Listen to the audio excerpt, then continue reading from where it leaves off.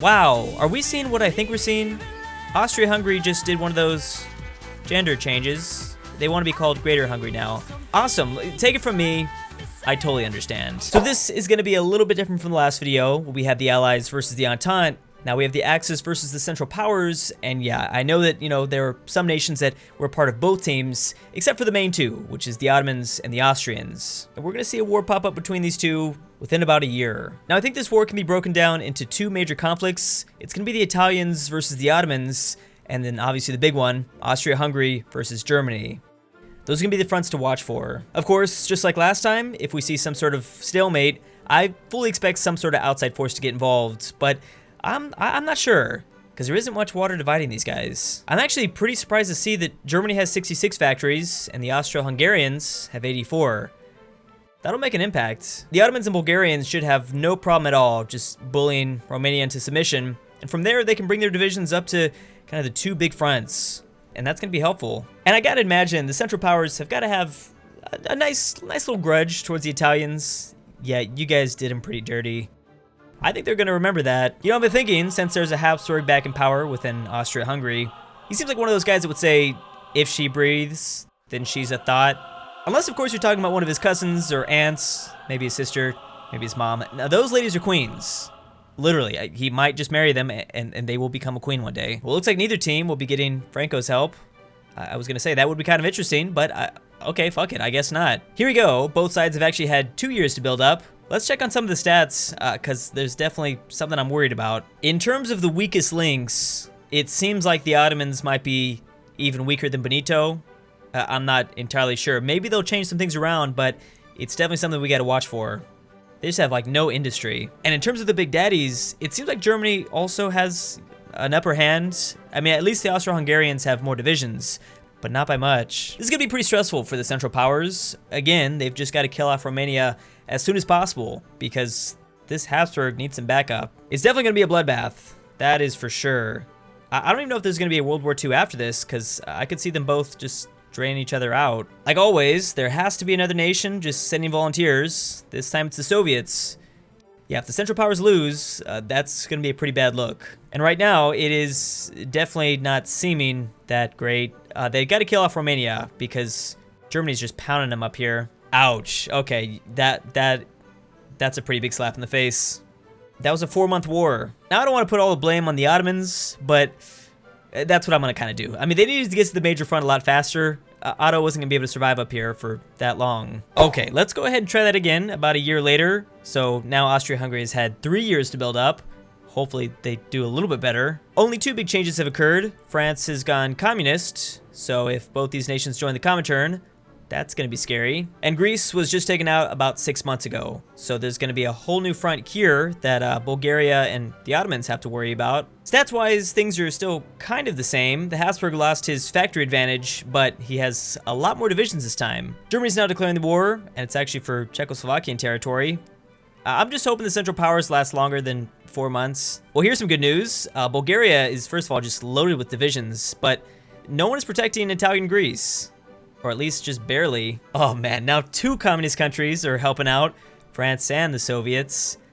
Please just do better this time. While that conflict rages in Central Europe, we have Poland trying to spread, I believe, their Polish alliance. Lithuania was not on board. Nothing at all has been happening in East Asia, because Hirohito has gone monarchist. So this is gonna be a really boring part of the world. And it's just about over for Romania. They've been breached. Oh, this is not going to be pretty. This war so far, I think, has resembled World War I a little bit more than World War II. There's just not that much happening here. Yeah, this is 5 speed, and there's nothing changing. The territory's basically staying the same. This is kind of amazing. Now, this has definitely made a big problem for the Central Powers so far. They have no ships, the Ottomans or the Austro-Hungarians. It'd be a lot easier to attack Italy, even if they had fucking canoes at this point. I guess it doesn't matter either way, because the Germans are definitely losing land. Not much, and it's at a very slow pace, but Otto is winning. It's like Austria-Hungary and the Ottomans are back from the dead to get some revenge on Germany for, all of World War I. They were the only ones that got to stick around. These other 2 places got sentenced to death. I found it kind of funny that, once again, communism is saving the Central Powers' ass. In a way, right? I mean, the Red Revolution kind of brought Russia out of the war, Or at least it was a big factor. This fight has officially been going on longer than a year, and like no progress has been made with the Italians. What the hell are the Ottomans doing? That was just a brutal, grindy war, but they are about to take Berlin. Central Powers will be victorious. This should definitely help out a little bit. If Chamberlain brings down his navy, even if for some reason Benito is still around, that should make a big difference. Okay, good. So this is happening. Just took a little while to get started. It's 1940. Japan wins a lot here, so let's see if they can do it again. Obviously, this is pretty massive. Okay, they got 38 states. Ottomans got 8. Not too bad. But who got all these puppets? I don't think the UK did that much. Oh, it doesn't even matter. Oh, I'm assuming, yeah. So congratulations, the UK got Sardinia. Enjoy it. Okay, don't be getting cocky, guys. This is a pretty big mistake. Immediately after the war, yeah, they're gonna join Stalin, and I don't think you're ready for it. The Allies just got some new members for literally no reason at all. The Dutch, Belgium, and Ireland all just joined in. Also, Bulgaria is now about to just go out and do their own thing. Surprisingly, Romania didn't get taken somehow during the peace deal, but anyways, the Axis is still growing. That is definitely not good for Japan, losing Qing China. They weren't doing very well on that front in general, so this is gonna make it much worse. And as we thought, this was a terrible decision. I really hope the Ottomans have gotten like way stronger, because you guys aren't gonna be able to handle this. And big shocker here, no, the Ottomans have not gotten any stronger, so they're gonna lose a lot of territory. Man, you guys have got some pretty amazing luck. Stalin just declared war in Poland. I know that the Polish are a lot weaker in this universe, but they'll still be a nice distraction. There's actually just a lot of things happening right now. A lot of battles happening all around Europe. I didn't think it'd be this crazy. And I guess the same could be said about East Asia. And we got China going after this warlord, Japan's going after Qing China. Of course, they're also fighting regular China. I'm guessing the Austrian-Hungary AI was feeling pretty confident. I mean, 309 factories, that is by far the most right now. But that is not gonna completely save them. Oh man, and things are just continuing to get worse. And we actually have Portugal to blame. Thanks, guys. I can't see them lasting long in Iberia, as well as we have this, I think the Achilles heel of Austria-Hungary. I mean, this little landing inside of Italy is gonna be a big problem, especially with all those damn Soviets there. Wow, okay, I kinda take it back. This is the only front that's actually having small success against the communists. It's not much, but it's something. The magic of Poland, baby. They're still around, surviving, and in some instances, still taking territory. Oh, is the US helping them? That would actually make a lot of sense. Or maybe they're helping out Austria-Hungary. Oh my god. This is a first. FDR, okay. I think we all had a feeling you were maybe a little bit of a commie with all those social policies. Damn it, they've been broken apart from the inside. Stupid fascist uprising. All right, well, this is over. Well, hey, I gotta admit, I mean, they ended up surviving for way longer than I thought, at least a year and a half. They put up a hell of a fight. Well, this is gonna be an interesting peace deal, because Austria-Hungary is still there. There's still this fascist empire within Europe, but obviously they lost a lot of stuff. The communists probably took all of this. Okay, I'm very confused, although I had a feeling that could happen. I mean, they joined the Comintern, that's the big reason why they are still around. Will they leave that faction after they destroy Poland?